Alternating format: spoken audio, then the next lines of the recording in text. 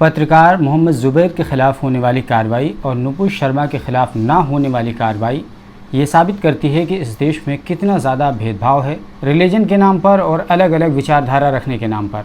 आपको पता होना चाहिए कि पिछले 26 मई सन 2022 को नुपुर शर्मा ने पैगंबर मोहम्मद सल्लल्लाहु अलैहि वसल्लम के ख़िलाफ़ विवादित टिप्पणी की थी।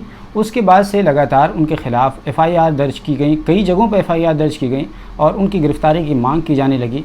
देश से लेकर के दुनिया भर में हंगामा हुआ, लेकिन बीजेपी ने केवल उनको निलंबित कर दिया पार्टी से। लेकिन उसके बावजूद भी अब तक उनके ख़िलाफ़ कोई भी कानूनी कार्रवाई नहीं की गई है। वहीं दूसरी तरफ पत्रकार मोहम्मद ज़ुबैर के ख़िलाफ़ तत्काल रूप से कार्रवाई कर दी गई, क्योंकि ज़ुबैर एक विशेष समुदाय से आते हैं। इस तरह होने वाले देश में भेदभाव की कार्रवाई को देखना है तो ताज़ा एग्जाम्पल आप देख सकते हैं किस तरीके से उद्धव ठाकरे को ED का नोटिस थमा दिया गया। इसी तरीके से शरद पवार जो कि NCP के चीफ हैं, उनको इनकम टैक्स की नोटिस आ गई। और अभी थोड़ा सा पीछे चले जाइए तो आप देख पाएंगे किस तरीके से आफरीन का घर बुलडोज़ कर दिया गया एक विशेष समुदाय के नाम पर। और इसी तरीके से अब मोहम्मद ज़ुबैर के ख़िलाफ़ कार्रवाई हो रही है, क्योंकि उनका नाम मोहम्मद ज़ुबैर है। आपको मैं यहाँ पर बताते चलूँ कि बेसिकली जज जो होते हैं वो 3 प्रकार के होते हैं। एक तो वो होते हैं जो सत्ता के अनुकूल होते हैं। आपको याद होगा पिछले कुछ सालों पहले पूरे जजों की एक टीम आई थी मीडिया के सामने, उन्होंने एड्रेस किया था और कहा था जुडिशरी को बचा लो। ये मेरी तरफ से मैं नहीं कह रहा हूँ, बल्कि उन्हीं के आधार पर मैं कह रहा हूँ कि जो सत्ता के अनुकूल होते हैं, कुछ सत्ता के जस्ट बिल्कुल विपरीत होते हैं और कुछ लोग न्यूट्रल होते हैं। न्यूट्रल होने की सूरत में उनके नज़दीक इंसाफ होता है। कोई भी जाति हो, कोई भी धर्म हो, किसी भी तबके का हो, कैसा भी इंसान हो, रसूखदार हो, गरीब तरीन हो, उससे कोई फ़र्क नहीं पड़ता। लेकिन ये बहुत कम है, यानी इनकी जो संख्या है वो आटे में नमक के बराबर है, दाल में नमक के बराबर है। लेकिन मैं आपको बताता चलूँ, ये दाल में जो नमक के बराबर इनकी संख्या है ये बहुत भारी पड़ जाती है कभी कभी। आपको पता होना चाहिए कि दाल इतनी सी होती है, लेकिन नमक उसमें थोड़ा सा ही डाला जाता है, लेकिन वही थोड़ा सा नमक पूरे दाल को ठीक ठाक कर देती है। तो बिल्कुल इसी तरीके से जो थोड़े से होते हैं न्यूट्रल, वही तमाम लोगों को सही करने के लिए काफ़ी होते हैं। लेकिन दिक्कत ये होती है कि उनके पास भी धमकी भरे फ़ोन आ सकते हैं, क्योंकि वो भी मोबाइल रखते हैं।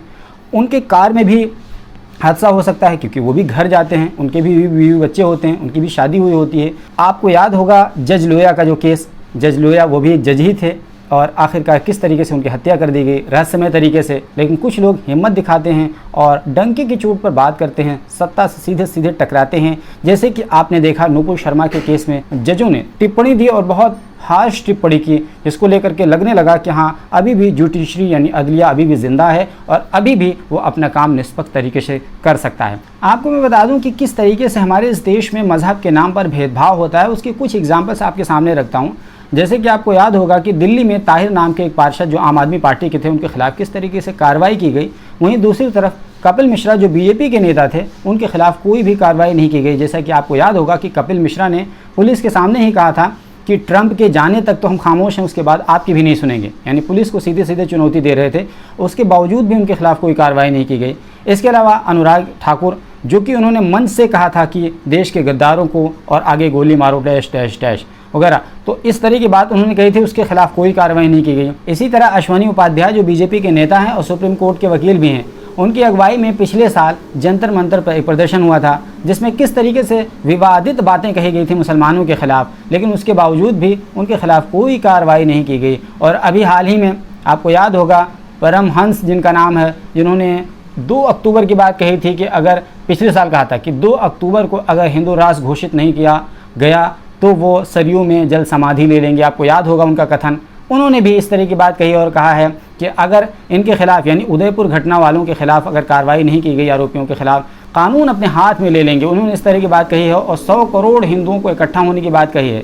तो आप सोचिए कि किस तरीके से एक तरफ से खुलेआम बातें हो रही, फिर भी कोई कार्रवाई नहीं हो रही है। दूसरी तरफ अगर केवल आरोप लगा दिया जाता है, शक होता है, उनके खिलाफ फ़ौरन गिरफ्तारी की तलवार लटक जाती है, कार्रवाई हो जाती है। तो इसीलिए कहते हैं ना, हम आह भी करते हैं तो हो जाते हैं बदनाम, वो कत्ल भी करते हैं तो चर्चा नहीं होता।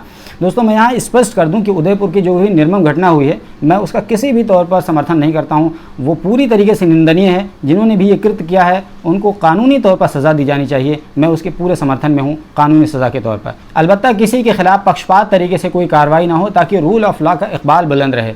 क्योंकि रूल ऑफ लॉ का इकबाल तभी बुलंद रह सकता है जब हम और आप अपनी आंखों से इंसाफ होता हुआ ज़मीन पर देखेंगे, तभी रूल ऑफ लॉ का इकबाल बुलंद हो सकता है। लेकिन अफसोस ये है कि इकबाल इसलिए नहीं बुलंद हो सकता है क्योंकि पक्षपात तरीके से हमारे इस देश में कार्रवाई हो रही है। आपको मैं बता दूं कि ज़ुबैर के ख़िलाफ़ जो कार्रवाई हुई है वो सिर्फ इसलिए कार्रवाई हुई है कि ज़ुबैर ने सन 2018 में एक ट्वीट किया था एक फ़ोटो के साथ, और फ़ोटो पे क्या लिखा था, फ़ोटो पे बेसिकली हनुमान होटल लिखा हुआ था जो कि मिट गया था, कभी हनीमून होटल लिखा हुआ था।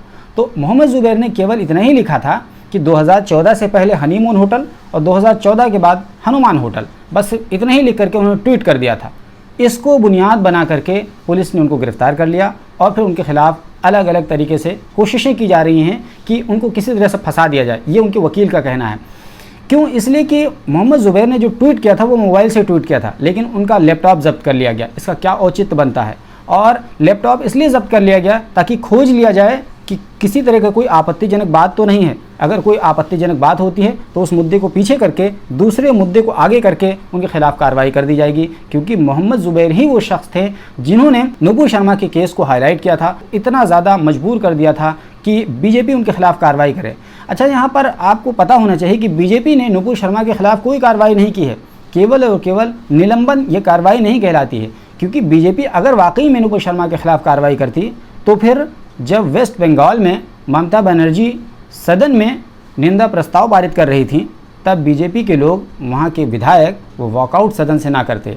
अगर बीजेपी के विधायक सदन से वॉकआउट कर रहे हैं तो ये साफ पता चलता है कि बीजेपी सिर्फ़ और सिर्फ नुपुर शर्मा के खिलाफ कार्रवाई का ढोंग रच रही है, इससे ज़्यादा कुछ नहीं है। वाकई में बीजेपी नुपुर शर्मा के समर्थन में खड़ी हुई है। हालांकि ये बात नुपुर शर्मा बहुत पहले कह चुकी हैं, लेकिन बीजेपी बहुत ही चालाक पार्टी का नाम है, वो कभी भी कानूनी पचड़े में नहीं पड़ना चाहती है। इसलिए एक आदमी से थोड़ी देर के लिए पल्ला झाड़ लो, जब दबाव कम हो जाएगा तब फिर बाद में देखा जाएगा। ये बीजेपी की राजनीति और रणनीति है। अब यहाँ पर सवाल ये उठता है कि आखिर इन समस्या का जड़ क्या है? तो दरअसल जड़ यहाँ पर है समस्या का सिर्फ़ और सिर्फ हमारा मीडिया, सिर्फ़ और सिर्फ हमारा मीडिया। यानी पत्रकारिता एक ऐसा पेशा हुआ करता था जो क्रांति ला देता था, लेकिन अफसोस ये है कि आज की पत्रकारिता इतनी नीचे सतह पर हमारे देश की पहुंच गई है कि पत्रकारिता न हो करके केवल और केवल एक पार्टी का एक प्रवक्ता बन करके रह गए हैं। पत्रकार, सुघोषित पत्रकार अपने आप को कहने वाले। आपको मैं बता दूं कि हमने अपने YouTube चैनल के कम्युनिटी पोस्ट में एक हमने पोल किया था, उसमें हमने लिखा था कि आजकल समाज के लिए सबसे ज़्यादा हानिकारक कौन है।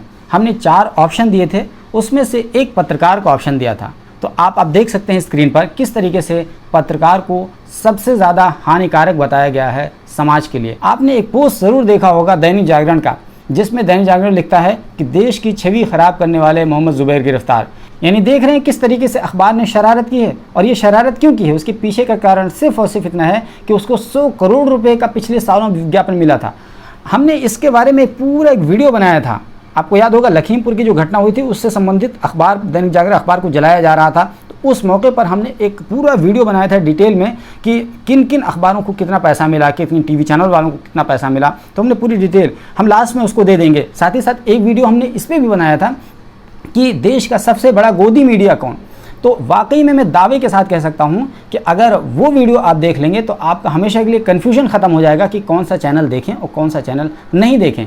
हम दोनों का पॉपअप लास्ट में दे देंगे और उसका डिस्क्रिप्शन बॉक्स में लिंक भी दे देंगे। आप चाहें तो उसको चेकआउट करके देख लीजिएगा, हमेशा के लिए आपका कन्फ्यूजन दूर हो जाएगा। बाकी इन तमाम मुद्दों पर आपकी क्या राय है हमें कॉमेंट बॉक्स में ज़रूर बताइए। चैनल पर नए आए हैं तो ज़रूर सब्सक्राइब कर लीजिए, बगल में घंटी का आइकन बना होगा उसको दबाकर ऑल पे सेट कर लीजिए, ताकि जैसे ही मैं वीडियो अपलोड करूँ फ़ौरन इसकी जानकारी आपको मिल जाए। Alpha hospital and trauma centre, engineering college चौराहा, सीतापुर रोड, लखनऊ।